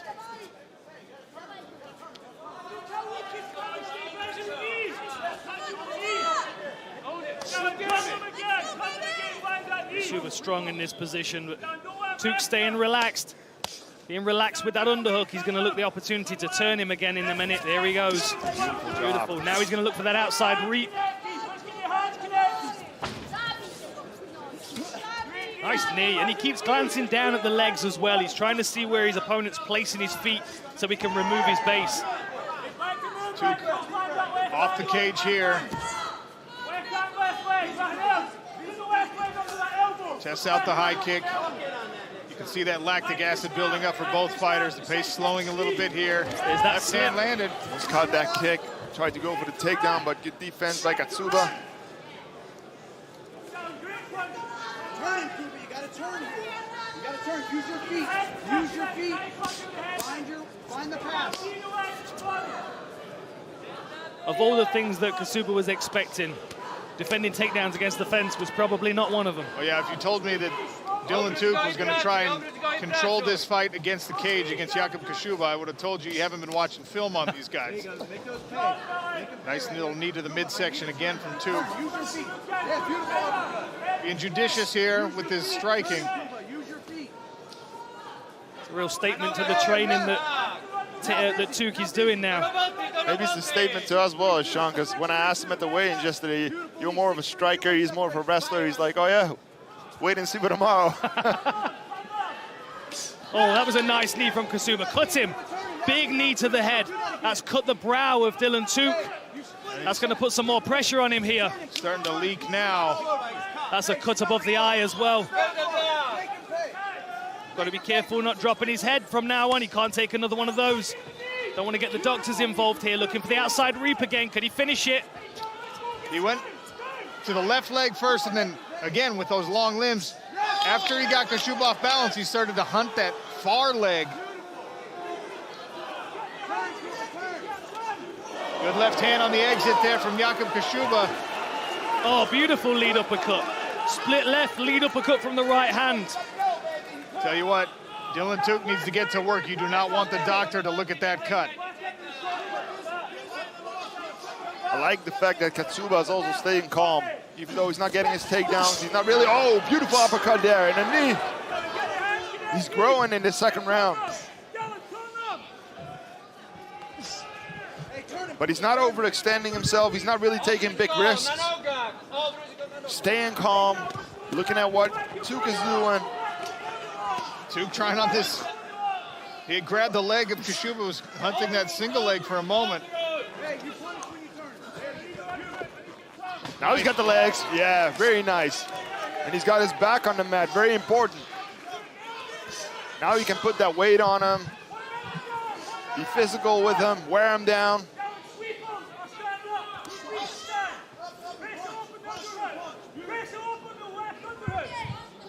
Tuke's got a hold of the wrist. Gonna try and move to his legs, to his knees, just like 𝗘𝗨𝗥𝗢𝗣𝗑 did a couple times. But getting Kaszuba off of you, not gonna be easy. Kaszuba worked for about 9 minutes to get to this spot right here. Now he's gonna do his best, pour on the damage. Confidence builder for him that he finally got this fight to where he wanted it to be. Yeah, much better second round. Lost the first round, but he cut him open. He's got the takedown. This is what he was expecting to do. This is it. I mean, this could be one apiece. In 10 seconds, we're moving into the third round. This could be one apiece going into the third. Would you rather win the first round or the second round? That's the question. I'd rather win the them second. all. I lost a lot of first rounds. Looking at 𝗘𝗨𝗥𝗢𝗣𝗑 in the green, Jakub Kaszuba in the gray. A third round here, likely the decider. If we go to the judges' final scorecards, this could be the one that sends an eventual winner to Dublin for a $100,000 championship fight. Definitely is on my scorecards. One apiece. Great second round by Kaszuba. That short left is really nice. I'd like to see that uppercut again. There it is. He didn't set it up this time, but he's got some really nice attacks. Very difficult to predict. Oh, beautiful job by Kaszuba. Nice. Get all the legs, but beautiful. Second effort on the sprawl there from Tuke. That was very nice. Kaszuba offered him a right hand, though, as they separated. Something that he was not doing successfully in round one. Good leg kick again by Kaszuba there. You can see the output from Tuke has dropped off a little bit. Oh, that was a good left hook. Snaps the head back. You've got to think this is where the grappling against Kaszuba is starting to wear Tuke down a little bit. This is nice work, but he's struggling to get around the side of Kaszuba. Nice little twist off there. Right time in there. Very short right landed. Is Kaszuba hurt there, do you think? He seems to be a bit flat on his feet all of a sudden. Spent a lot of energy in the second round to win that round. Well, you talked about, Dan, how 𝗘𝗨𝗥𝗢𝗣𝗑 came in a little bit larger, maybe a little more muscle mass. Kaszuba's been carrying that muscle mass for years and months, right? He's used to being this big. Up until that moment, nice jab from Kaszuba. Yeah, good timing on that one. Jakub looked like the fresher fighter in round three, but now Tuke perhaps finding his second win. One takedown could win the round. Both men know it. Both want to advance to Dublin for a chance for $100,000. Especially if Tuke can expose the back of Kaszuba again. Now they're both fatigued. Oh, there it is again. Split left. He needs to stitch something on the end of it, though, because now it's not landing quite as cleanly. There it is again. He's trying too hard for it. Two right hands there for Kaszuba. Landed the straight and then the uppercut. Yeah, nice short uppercut there.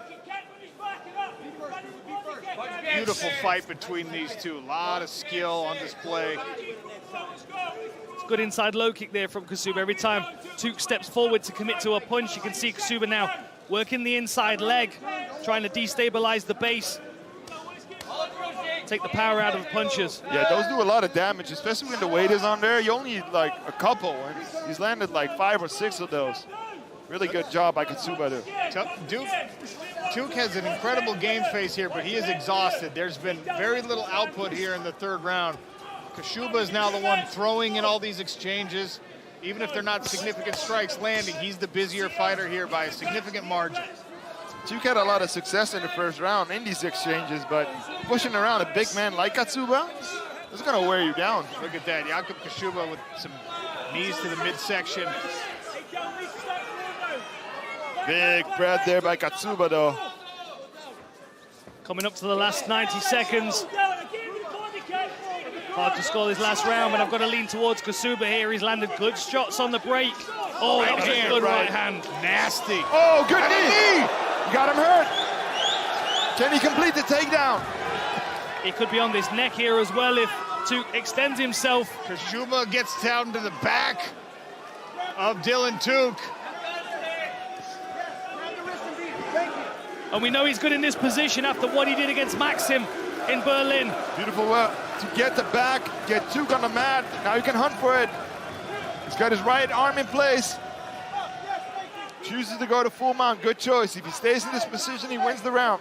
Look at this work here. So he's gone straight over. He's trying to get these hooks in. He's trying to get the hooks in either side, but Dylan Tuke's doing a really good job of defending. You can see how tight he is on this hip, dragging Tuke around. Now he's right the way to the side. You can see the legs of Tuke are all the way out of play. Now they're flat on the floor. Now Kaszuba can start to work to control the upper body. Control the upper body here. You can see the hand fighting going on. Beautiful work here by Kaszuba, slowly moving his way around to the side. And a valiant defensive effort here from Dylan Tuke, who is definitely exhausted, but not giving anything up. He was hunting for that wrist, got to his knees, but Kaszuba is refusing to let him up. Good left hand from the top position here for Jakub Kaszuba. Got to give a big compliment to Kaszuba. The way he turned things around in the second round, and to build on that in the third round. Final bell in this fight. Ladies and gentlemen, after 3 rounds of action, we go to the judges' scorecards. The judges scored this bout 29-28, 29-28, and 30-27. All for your winner, clinching their place in the PFL Europe Championship, Jakub Kaszuba! So Jakub Kaszuba victorious and moving on to Dublin. Tell me your reaction immediately after this fight. Were you surprised by what you saw from Dylan Tuke, especially in that first round? Right before I get to it, I want to say chwała ojczyźnie, glory to the fatherland. And Austin, kocham, and Duval. Jacksonville, Florida. I love you guys. Okay. Yeah, I mean, first round, he won. He was annoying, but I knew my pressure wouldn't stop, and I kept going, doing what my corner told me to do. First round, he was fresh, so like I said, I started getting him out of his game plan, second and third round, and he was tired and couldn't adapt, so that's how I won. You wore him down, you landed the big knee, you cut him open. Yeah. Was that the turning point in the fight? No, turning point was for me. In the first round, I kept body punching in second round, and that made him tired. Then he messed him up, don't get me wrong, and blurred his vision, but it was a combination of that knee, body punching, and finally listening to my corner to start throwing. Well, I should have finished him, honestly, in the third round, but he's a tough kid, what can I say? a tough kid, but it's you who moves on to Dublin and stays undefeated. Jakub Kaszuba, ladies and gentlemen. And as long as we're talking about Dublin, where is John Mitchell?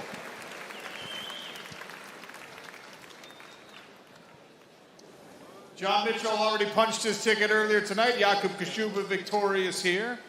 What do you think of this matchup? I think it's a great matchup. I think Jakub's very good, and I think it's going to be a hell of a night in Dublin. I'm excited. We're both hell of a fighters going to do a good show for Dublin. Two good Catholics. Yeah. All right, well, let's face this thing off, fellas. Yeah, sir, it's going to You be look good. I'll bring you out after. Yes, that's a fun. So let's take a look at this. First round, Tuke's on his toes, he's slipping, he's moving, he's winding.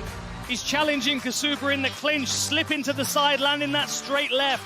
Beautiful work, footwork here, and starts to look for trips and reaps in the first round, but then in the second round, you got Kaszuba up against the fence, landing that really, really nice knee that opened up the brow of 𝗘𝗨𝗥𝗢𝗣𝗘. And the energy that Tuke had spent in that first round was starting to show. Look at this beautiful uppercut here, but Kaszuba standing his ground, showing his strength in that third round and doing everything he could, everything he needed to secure his place in Dublin. Beautiful right hand there. I mean, a really, really strong performance from Kaszuba, exactly what we expected, but I do like the fact that we saw him go through some adversity. Not a lot of animosity there in the face-off, some respect, congeniality from both of these fighters, and really, I think, a stellar matchup. Two high-level grapplers. Here's your tail of the tape. Both of these men, 28 years of age. John Mitchell is an inch taller, identical weight, slight reach advantage on the arms belonging to John Mitchell. It's Jakub Kaszuba with the longer leg. Touch of the gloves, and we're underway. The Irish crowd loving John Mitchell. Man, I just do not know how this fight's going to play out. They're both so well-rounded and so skilled. The conditioning is evident on both of them. John Mitchell doing a good job of managing the range. We're going to see a lot more striking out of Mitchell this time. The takedowns was what he was working with in his last two fights, but Kaszuba is incredibly strong. The jab is going to be really important for Mitchell in this fight. Nice leg kick there from John Mitchell. And we saw in Kaszuba's last fight against Tuke, he really turned the tide with his gas tank. A couple of left hands from that sort of low, crouching guard for Kaszuba, changing the angle. Kaszuba's almost standing like he's expecting Mitchell to level change. Looks like he's waiting to defend the takedown.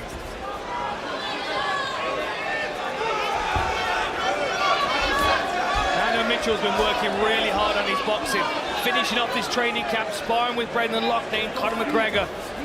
You've got to think that's going to really add to his confidence in this striking range. Kaszuba, completely different striker though.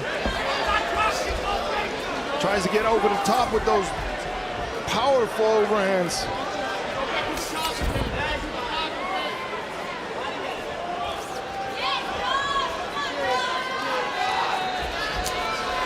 Another sharp kick, already redness showing on the outside of Jakub Kaszuba's lead leg. Kaszuba kind of content to circle around the outside of the smart cage. Just kind of picking at the face of Kaszuba. Lovely level change there from Kaszuba, but what a takedown defended. Gives the Matador symbol. Little styling from John Mitchell. He goes after that lead leg again, putting a lot on those kicks as well. There's that left jab. The angle it's coming from Kaszuba is causing Mitchell problems in defending it. Yeah, it's really unusual because he's traveling forward with his feet. He's actually changing his stance as he steps through. John Mitchell's doing a good job of giving him the space to express that technique without taking...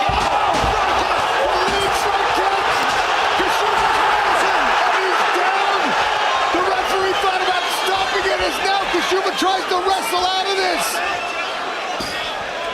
Kaszuba might have just been able to recover there for a second. Wow, front kick to the face, dropped him. Great job by the referee of letting this go. Mitchell now doing the right thing, trying to earn a separation here. He knows he's got Kaszuba hurt. Good head position here from Mitchell.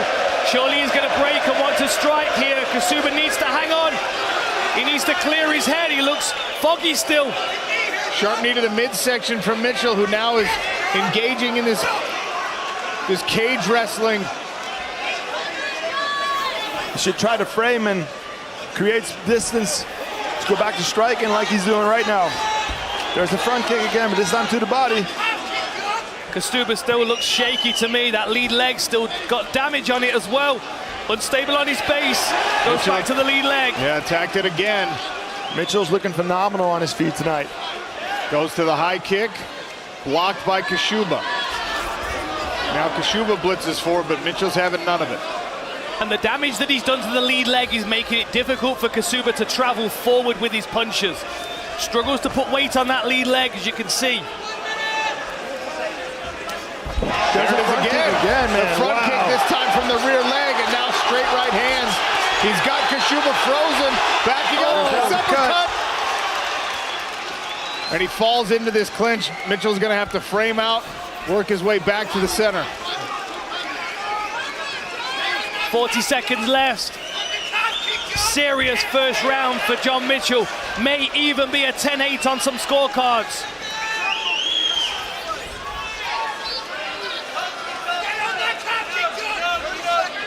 Now Kaszuba tests the high kick.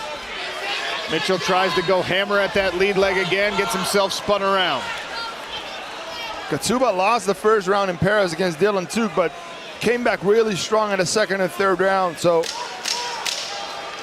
Good point, Stefan, very good point. Final 10 seconds. We know he's got that toughness and staying power to make this a long, hard fight. Strong first round from Mitchell. A little blood dripping down the chest of Jakub Kaszuba. Excellent work by Rich Mitchell. He was there to stop it if he needed to, but he saw Kaszuba was wrestling aggressively. John Mitchell in the green, Jakub Kaszuba blitzing forward in the gray. That lead leg is seriously compromised from Kaszuba. The way that he's standing, he's opening that center channel for the front kick again. And that's obviously a weapon that Mitchell has liked from this training camp, maybe from the tape study he did on Jakub Kaszuba. Now Kaszuba grabbing this clinch, trying to dirty box. Mitchell shrugs it off.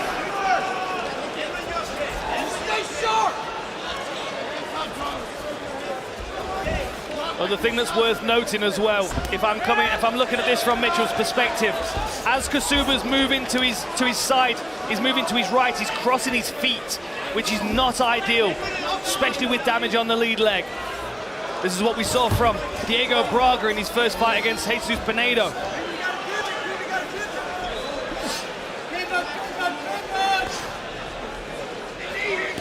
Mitchell engaging in the clinch here. There's the uppercut again, but good block by Kaszuba.